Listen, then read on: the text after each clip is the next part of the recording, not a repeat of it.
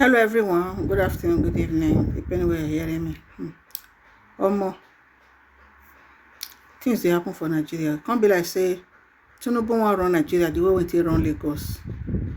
Don't make her now to be family business. Yesterday, in Pikin, dey market, they tell people say with police say they no fit protest. Make dem wait for 3 years. When Papa wan do another campaign for 2027 election. And that time they will take wait. Now they want to protest. Then nobody vote for him. Nigeria not even vote for the man, no talk of him children. So me now, okay, only him get office of first lady, only him get office of first son and first daughter. I bet me now listen to waiting the journalist talk. Me now just listen. Do you believe that President Bola Ahmed Tinubu is governing Nigeria badly? Well, I don't know if you actually want me to respond or it is just a rhetorical question. I want you to respond. Because Tinubu himself knows that he's governing the country badly, in fact, terribly. I will not be surprised if you conduct a census in the president's family. 90% will agree that he had misgoverned the country. We have a situation where we were told that here is a master strategist, a man who had said it was his turn. Yeah. A man who had told Nigerians that he was going to hit the ground running. A man who had made promises that immediately he assumes office, he would change the fate of the country for the better. What did we see? Immediately he came in, he started by appointing an embarrassing cabinet of about 49 ministers, unprecedented in the history of this country, and he did not knowing the economic situation of the country, and the individuals that he appointed, the man we were told was good at finding talents, were not people that are very inspiring, were not people that are really charismatic, and that is why we see the economy, we see the country being governed the way it is. So, is the president governing the country badly? The answer is yes. Is it in terms of the educational sector? What has he really done? The economy, everybody agrees that the economy is terrible. Security, people are being killed. Institutional reforms, I haven't seen any indication that this president has interest in reforming our institutions, save for certain symbolic measures like local government reform and so on that we have seen. Other than that, I don't really see anything that we can credit this president for in the last 1 year. So, really, Nigerians have a legitimate reason to protest, and I think it will be unfair to say that people are just trying to protest for the fun of it. The president himself, as I said, knows that things are bad, and if he doesn't know, then he's living in an alternate universe, and that would be really regrettable. Let's speak about the constitutional provisions regarding the right to peaceful protest in Nigeria, on the backdrop of critics arguing that it could spiral into violence and cause more suffering. What are the legal protections in place for Nigerians? We just heard Dr. Osaji, of course, making reference to the NSAS protest that happened in 2020 and how that spiraled into anarchy and chaos.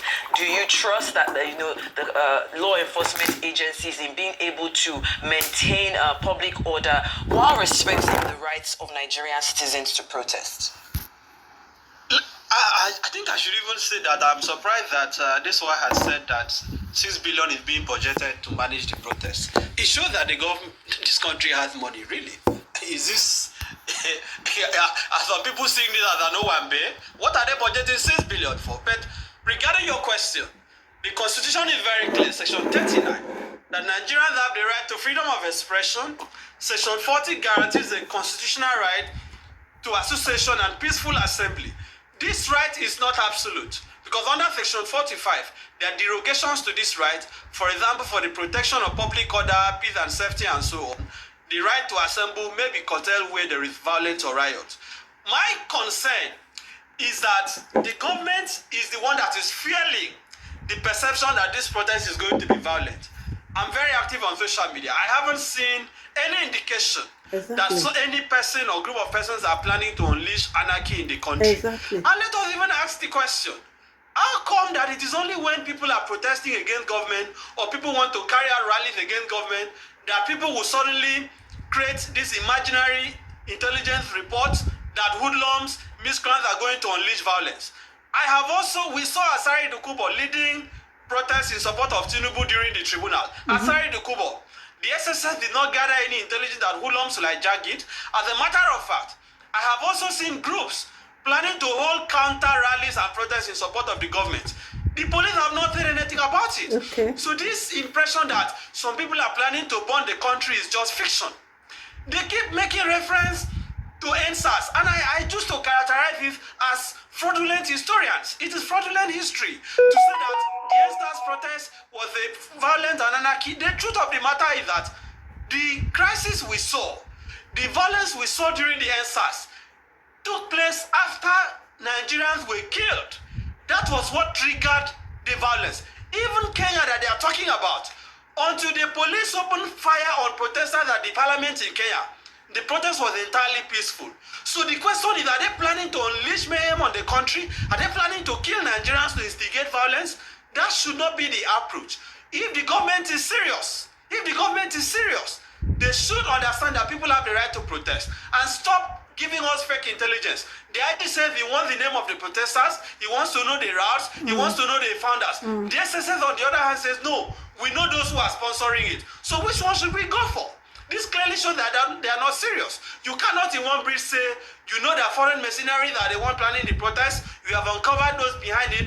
At the same time, you are still asking for the identities of those who are behind the protest. Let the Inspector General of Police, let the SSS and the army. The army, surprisingly, is issuing a statement on a protest. We are not in a military dictatorship. What is the business of the military issuing a statement on the matter? That can't even be tolerated in a democracy. Let the military remain in the barracks. The police should deploy, in line with the provisions of the Police Act, should deploy police to ensure that those who are protesting are protected. Because the court have even made pronouncement on this matter. Let us assume for a second that they actually have real intelligence, which I believe they don't have. That they have real intelligence that this protest can turn to violence. The court have ruled that the police cannot stop protests because of apprehension of violence. That the proper way to approach it is to ensure that those who are planning the violence are protected and the protesters are also protected.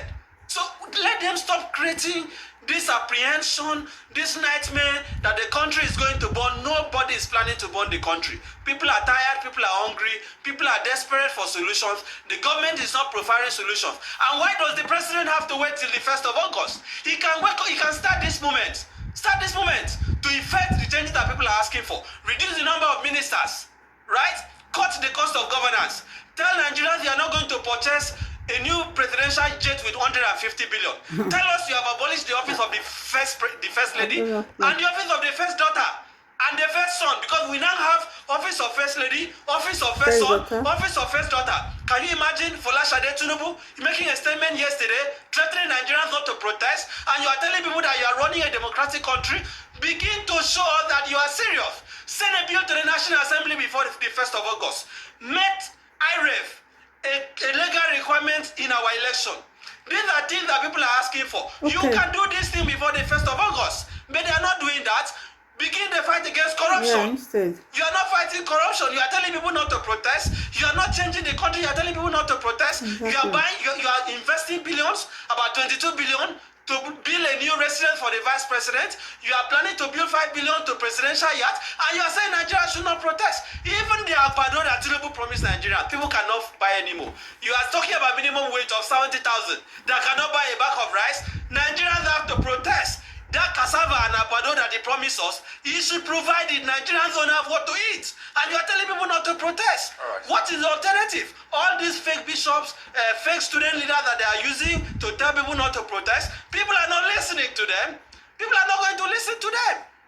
Okay, Inebe, 2 questions from me, and it's those are questions that I would like you to start with, and then Dr. Sajay can also, also a comment. And the first will be your thoughts on the processes and the targets of a protest like this one that has been proposed to start on the 1st of August. At what point, in your opinion, do you think that a protest will become meaningful? And I'm saying this on the assumption that it will be allowed to happen, and that it will not be violent. At what point will a protest achieve its aim before, say, for example, soldiers or police are sent out, to stop it, like we had during Occupy Nigeria, if you recall, in 2012, or during NSAS when a stay-at-home order was given by the Lagos State Governor. And then the second part will be that, yes, you alluded to it yourself, that no right is absolute. So when protesters go on with their protest, but then block the roads, denying other citizens allowance to move about freely for their job, at what point would other citizens say, no, you are not allowed to do this? And what are the options before police or the military step in? What are the options for the citizens who may not agree with protests but want to go about their lawful undertakings? What options will be available to them to say, no, you can't continue with this. You can stop me from moving to my office or from moving about. Inebe first, and then Dr. Sachi can comment. Regarding your first question, I think the protest will be productive. Will be seen to have yielded results depending on, whether the president is serious or not. My happiness is that Tinubu doesn't have ear problems like the former president. So I'm hoping that he will listen to what people are saying. When Nigerians are coming out on the 1st of August, I expect, and I have made the point, we don't have to wait till the 1st of August. If the president is serious, he can begin to address the concerns of the protesters. People don't just want to protest for the fun of it. So once Nigerians are seeing that their demands are being attended to, because the protest is scheduled to take place for 10 days. I don't know whether it will last for that duration, but I expect the government, right, to begin to attend to their demands. And once those demands are attended to, those who want to protest will naturally withdraw. Regarding your second question, it is very simple. Even under a state of war, like we have in Russia and Ukraine currently, we have what we call international humanitarian law. So even when a country is in a state of war, that does not give justification to apply maximum force. The principle of proportionality has to be applicable. So let us assume in the worst case scenario that, because really you can't have a protest without inconvenience. Some people will be inconvenient. There is no argument about it. Tinubu himself has protested and he inconvenienced people. So you cannot say that. How did he inconvenience people? Of course, the protest cannot take place in the bush. Protest has to be in a public place, except you are telling Nigerians to go to Sambisa forest and protest. Right? Protest will necessarily inconvenience people, but that doesn't make it violent. NSAS didn't necessarily inconvenience people, but Lekki Toge did, because you block the road, for those who are commuting. Yes, I'm saying that the question is about management, right? I'm saying that in the worst case scenario, I'm not preempting violence. I don't see that any violence taking place. But in the worst case scenario, tear gas is there, water cannon is there. That is assuming that riot takes place. And I know riot is not going to take place because I've not seen anybody plan for riot. But what we must not tolerate is opening fire and killing people. Because historically, this is what always results to violence. Okay, so and I don't want that to take place. That is why we are warning ahead of time. Yeah, the current President Tinubu's bloated cabinet, as some people call it. We have over 40 ministers, and you have said that Tinubu should fire some of those ministers. So I want to ask you, who's the top of your list that you'd like to see go from the Tinubu administration? There are people I'm not sure are ministers, and I say that with all level of seriousness. There are ministries I'm not sure if they are existing or not. The Attorney General, for example, has done some things. I think you can give it to him. We've seen some measures from the Ministry of Justice. The Minister of Budget, for example, Finance, given how bad the economy is, why is he still in office? So why Minister for Budget and Planning or the Minister for Finance? Both of them, they have mismanaged the economy. Why are they still in office? The Minister of Youth, I'm not even aware who the person is. Nigerians don't know these individuals because they have clearly underperformed, right? We even have Minister of Blue Economy. I don't know when they are going to establish red economy. I know what blue economy is, but I'm just saying that we have not seen the outcome. We've not seen anything that they've delivered. And why do you need over 40 ministers? The president has between now and the 1st of August to show that he means well. Reduce it to at least 30. Exactly. People will know that you are serious. People will know that you are committed. Why do we still have the GMD of the NNPC NPCs, Yari still in office. There's so many that should be fired. But you know the constitution says that each state must produce a minister. Well, 36 at the minimum. Exactly. So 36 at the minimum. Clarify, yes. Yes, 36 at the minimum. Yeah. But I'm saying that why do you have the GMD of NNPC still in office? Why is the president look at the scandal? Look at listen to what Dangote said. Why are they still in office? There are people that should have been fired long ago. But this president has kept them in office. Look at the number of aides issuing conflicting statements. Today, Bayo Denuga is saying this. Tomorrow, another person is saying this. The government is clearly overbloated. And that shows that the president is not prioritizing cutting costs of governance. And that is one of the things, because they keep asking who are the sponsors of the protest. It is Hunger. Hunger is the major sponsor of the protest. Western government is a major sponsor of the protest. Corruption is the leading sponsor of this protest. Till today, EFCC cannot find Yaya Bello. And you want people to listen to you? Under a government that wants to fight corruption? Yes. Of course, they did not campaign on corruption, but corruption is a problem. It's a problem. So I'm saying that the president can take actions that don't even require legislation between now and 1st of August. And you'll be surprised that people will even decide not to go out. But for whatever it is, this government has a responsibility to ensure that this protest is peaceful. One of the suggestions I'm going to make, for example, in Abuja, people want to gather at the Eagle Square. I tell them to go there.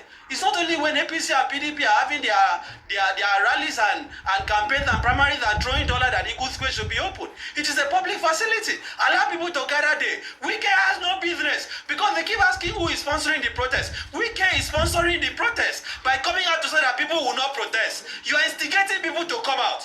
How can Wike say Nigerians cannot protest in Abuja? Well, is it a family inheritance? I mean, this is your allegation about Wike sponsoring the protest. We have no proof with that. But you know, you asked the question, who is the Minister of Youth? And I'll tell you, her name is Dr. Jamila Ibrahim, and she has asked the youth to shun the protest. Just a little information there. But you know, earlier you said that the government is the one fueling the protest, like you've just said as well, you know, accusing Wike, saying that, you know, the process will be hijacked.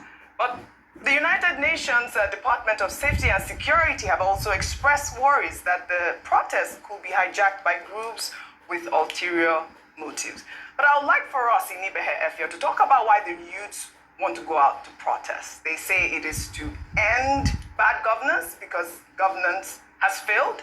I mean, but also since the protests were announced, the government has initiated measures including rice distribution and raising the minimum wage to 70,000 naira. Tinubu has also promised to run an all-inclusive government and also pay stipends to unemployed graduates. I mean, all of these are in a bid to pacify public content. Are you saying that these measures are not encouraging at all? Those are just tokenism, mediocrity. All those things you've highlighted, apart from the minimum wage that the labor agreed to, that is what they have agreed, which I don't even believe 70,000 is sufficient, but the NLC and TUC are fine with it, so who am I to complain? But all this talk about sharing money, rice, it is just a ridicule. They are just ridiculing themselves. In fact, I have not seen anybody who has even collected this right that they are sharing. That is not going to solve anything. I have mentioned things that these presidents can do. When people say they want an end to bad governance, let Tinubu wake up tomorrow and say, out of the vehicles in my convoy, I'm going to reduce it by 50%. By 50%. How can you be spending this kind of money? And you are telling us there is no resources to run the country? Jobs are not being created. Look at inflation, right? Cost of basic goods are going up. The president can take a look at today. As I was coming to the studio, the roads in Lagos are almost blocked. There is no fuel in Lagos. You claim you have removed subsidy. We are now hearing you are still spending billions on subsidy, and we still cannot even find petrol to buy. So clearly, people have justifiable reasons to protest. And the government should take it seriously. All right, Dr. Dixon, I'd like for you to briefly answer that question, but I also want you to talk about, you know, opposition leaders who we've heard from. We've heard from Atiku Abubakar, who has thrown his support behind the protest, saying that, you know, the protests were constitutional. We've also heard from Peter Obi, who has threatened to sue Bayo Ononuga for accusing him of being one of the brains behind the protest. What are your thoughts, briefly? So good. I think most of our government officials are talking too much. Talking too much sometimes, provokes the people, and that is why, like the statement from the Minister of FCT, that Nigerians should not come out and protest. I see that as a societal threat.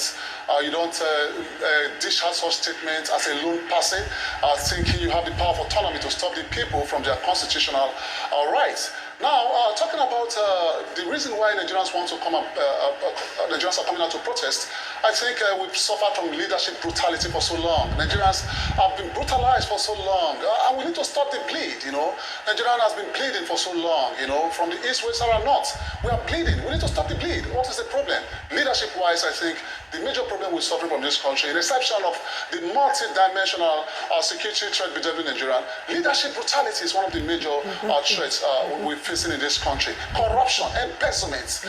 My colleague in the studio already talked about someone like Yahya Bello who has not been able, who the EFCC have not been able to arrest. Some people might think that maybe they're giving him a soft landing. This is not what we expect. When we talk about security, security is in totality. The freedom from movement, the freedom from danger. And every one of us needs to live without being intimidated or being coerced. Now, coming back to this protest of a thing, if you look at what happened after the end of World War II, the United Kingdom was in a state of total mess. And the state government came out with a policy, and they appointed a man, Sir Beveridge, to come out with a social welfare policy. And that policy till today is still leading and directing the country called the United Kingdom, and is working very well. What I would advise the federal government to do is that listen to the plight of these people and establish some panel, or bring in some people on board, to roll out some policies that will address this issue or this would-be protest, these issues of this would-be protest, so that we'll be able to resolve this problem within our dear country and take Nigeria to our glorious life. Because we can't continue to live like this every day, and now bad news, Nigeria being killed every day, security agent being killed every day, nothing is working. So we must get it right, and if this protest must hold, the Nigerian government must listen. Then talking about the opposition, I don't think they can do anything better because, what we believe is that our position here is that in Nigeria is that they want to just talk bad about the sitting government, or the past opposition want to talk about the sitting government. We're not doing anything good about the opposition. The opposition should not, give any brief or give any... Yes. All right. Well, perfect. Thank you very much. I just wanted to raise the part about the opposition leaders, because the DSS has said that they have seen that this whole protest is politically motivated. Well, thank you very much for your answer there. Yes.